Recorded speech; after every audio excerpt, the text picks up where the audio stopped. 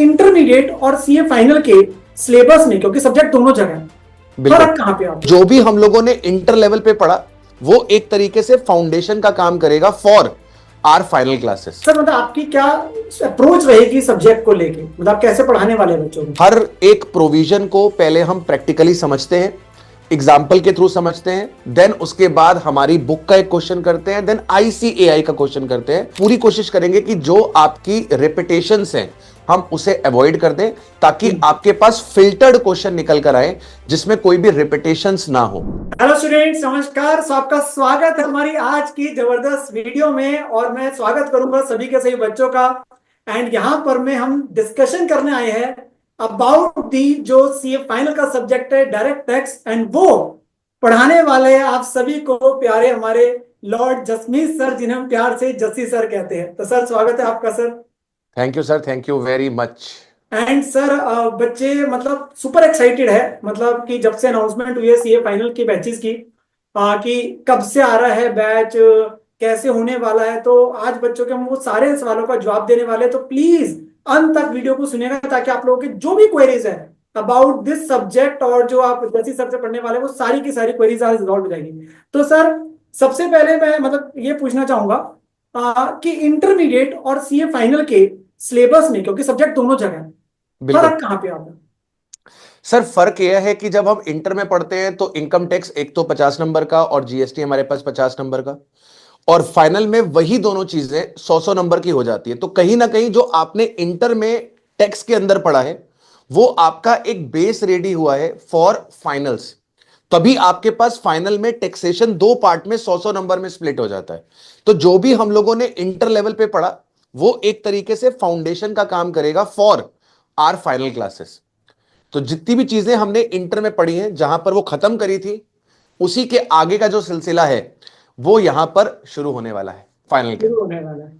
And sir मतलब आपकी क्या अप्रोच रहेगी सब्जेक्ट को लेके, मतलब आप कैसे पढ़ाने वाले हैं बच्चों को? सर अप्रोच तो सेम है, सब्जेक्ट सेम है तो अप्रोच भी सेम है। जैसे हम लोग क्लास के अंदर हमेशा 3:1 की अप्रोच लेकर चलते हैं।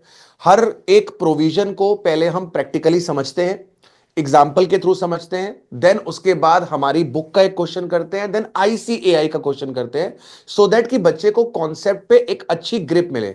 हमारे पास कभी भी हमने ये कोशिश नहीं करी कि सिलेबस को हम जल्दी कंप्लीट करने के पीछे भागे। हम हमेशा टाइम देकर बच्चे को सिलेबस कंप्लीट करवाते हैं। और सर यही रीजन है कि इंटर लेवल पे आपका और मेरा क्योंकि सब्जेक्ट बड़ा है तो हम लोग को 5 से 5.5 महीने लगते हैं एज कंपेयर टू अदर, मैं जो बोलूंगा कोचिंग सेंटर्स जहां पर कंपेरेटिवली शायद जल्दी सिलेबस कंप्लीट होता है। लेकिन हम लोग हमारे पास बिल्कुल तसल्ली से समय देकर टाइम देकर हमारे पास कवरेज करवाते हैं और वही अप्रोच हम यहां पर फॉलो करेंगे, to the point practical approach. तो बिल्कुल वो बच्चे के लिए काफी ज्यादा जरूरत है। एंड जैसे आपने बिल्कुल कहा कि इंटर में भी मतलब आपका और मेरा जो सब्जेक्ट है वो हैवीएस्ट सब्जेक्ट है मंगोल, जी। And same I think is in CA same final. Final में भी है सर, सेम फाइनल में भी है। सेम फाइनल में भी है। तो सर अप्रोक्सीमेट जैसे ड्यूरेशन वगैरह बैच की कितनी रहने वाली है सर? सर अप्रोक्सीमेटली 250 से 280 घंटे, मतलब 250 टू 280 आवर्स के बीच में रहेगी। और इसके अंदर बच्चों हम लोग क्लास में जो रहता है कि जैसे हम इंटर में भी इंपॉर्टेंट प्रोविजंस को तोड़ते हुए चलते हैं, चार्ट्स बनाते हुए चलते हैं, बिल्कुल उसी तरीके से यहां पर भी आपके पास हम प्रोविजन को बिल्कुल मक्खन के तरीके समराइज करते हुए चार्ट्स बनाते हुए चलेंगे, सो दैट कि प्रोविजन आपके दिमाग में घर करे और आपको क्वेश्चंस को अप्रोच करने में कोई भी प्रॉब्लम निकल कर ना आए। सर वो तो मतलब बच्चे मतलब पूरे मतलब जानते हैं, मतलब आप किस तरीके से जाकर और किस डिटेल में कराते हैं ताकि बच्चों को बिल्कुल भी बाद में दिक्कत नहीं आती है। जी। एंड वही अप्रोच ऑब्वियसली फाइनल में रहने वाली है। सर मतलब कौन से अटेम्प्ट के बच्चे मतलब जो है इस बैच में आ सकते हैं, बिकॉज ऑब्वियसली हाँ इसमें जी, अमेंडमेंट्स का रोल काफी रहता है, ट्रू तो सर, बच्चों ट्रू। को हमेशा चीज रहती तो है। अभी अभी जो हमारा ये बैच अनाउंस हुआ है या होने वाला है, जब भी आप ये वीडियो देख रहे हो उसके हिसाब से, तो ये जो पर्टिकुलर बैच है this is only and only for the students who are going to giving attempt in November 2025। क्योंकि ये बैच जो होने वाला है वो फाइनेंस एक्ट 2024 के हिसाब से होने वाला है। अभी जो नया नया बिल पास हुआ है, पास भी नहीं हुआ, अभी तो अनाउंस हुआ है, बजट आया है 2025 वाला, वो वाला बिल जो है जब एक्ट बनेगा वो एप्लीकेबल होगा मई 26 ऑनवर्ड। उसका बैच हम बाद में लेकर आएंगे। तो एज ऑफ नाउ ये जो बैच है वो स्ट्रिक्टली फॉर नवंबर 25 स्टूडेंट है। तो कोई भी बच्चा जिसका अटेम्प्ट मई 26 या नवंबर 26 में है, वो इस बैच में एनरोल नहीं कर सकता, क्योंकि ये उसके अटेम्प्ट के लिए नहीं होने वाला है। क्योंकि अदरवाइज क्या होगा, आपको अमेंडमेंट्स पढ़नी पड़ेंगी। हाँ अगर आप उस चीज के लिए ओके हो, मतलब बहुत ज्यादा अमेंडमेंट्स नहीं है, मैं ये नहीं कहूंगा कि बहुत ज्यादा अमेंडमेंट्स है, हाय तौबा मच जाएगी, पूरा सिलेबस बदल जाएगा, ऐसा नहीं है। हाँ। अमेंडमेंट्स हैं, 10-15% की अमेंडमेंट है। तो अगर आप ये चाहते हो कि ये वास्ट सब्जेक्ट है, हम इसे अभी खत्म कर दें, तो आप इसको ले सकते हो। फिर आपको माइनर सी अमेंडमेंट्स जो आई हैं इस बिल के थ्रू, वो अमेंडमेंट्स आपको अलग से करनी पड़ेंगी।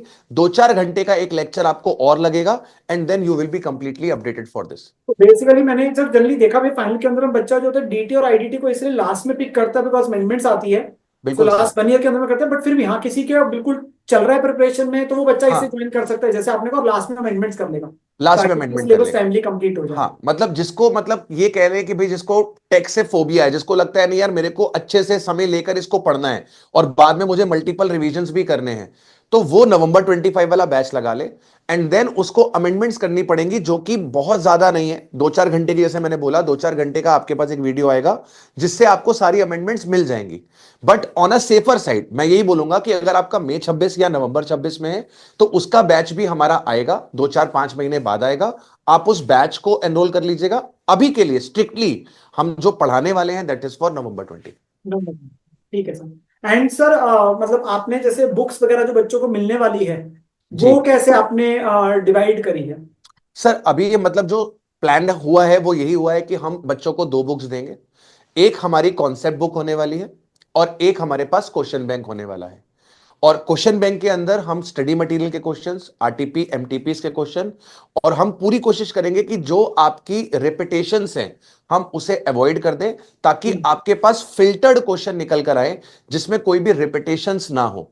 इससे क्या बिल्कुल। होगा कि आपको एक तो कंप्लीट कवरेज मिल जाएगी, सारे वैरायटी ऑफ क्वेश्चंस आपको मिल जाएंगे। एंड जैसा हम क्लास में करते हैं, इंटर में करते हैं, वही चीज हम फाइनल में भी करेंगे कि मेजॉरिटी ऑफ क्वेश्चंस 95% तक के क्वेश्चंस हम क्लास में डिस्कस करके चल रहे होंगे। एंड काफी सारे क्वेश्चन हम हाथ से भी अपने लिख कर देखेंगे, तो आपको कहीं पर भी कोई दिक्कत निकल कर नहीं आएगी। बहुत बढ़िया सर, बहुत बढ़िया। एंड बच्चे सर मतलब पढ़ेंगे तो मतलब मेरे को पूरा विश्वास है कि सीए फाइनल में जो एक डीटी को लेके फोबिया रहता है तो वो बिल्कुल तो खत्म हो जाएगा आपसे पढ़ने के बाद। एंड बच्चे, हमें पूरा विश्वास है कि जो बच्चे करने वाले हैं उनके जबरदस्त मार्क्स आएंगे, वो एग्जामिनेशंस तो शॉर्ट शॉर्ट लेके आएंगे सब्जेक्ट में। सर, पूरी कोशिश रहेगी कि बच्चों की जो एक्सपेक्टेशंस है, पीडब्ल्यू की जो एक्सपेक्टेशंस है टीम की, उस पे खरा उतरा जाए। एंड जैसे बिल्कुल। हम लोगों ने इंटर में बढ़िया रिजल्ट लेकर आया है, बच्चों का प्यार पाया है, वही चीज सेम हम कंटिन्यू करेंगे फाइनल के अंदर भी। बहुत ही बढ़िया, बहुत ही बढ़िया। सो बच्चों, आप लोगों के लिए जो है बैचेस की अनाउंसमेंट जस्ट हो चुकी है, मतलब या तो आप वीडियो का लेट देख रहे हैं या जस्ट होने वाली है। एंड आप लोगों से हम मिलते हैं सीए फाइनल के बैचेस में। Stay tuned with us. Take care and bye bye. Bye bye बच्चों, bye bye, see you soon, bye bye.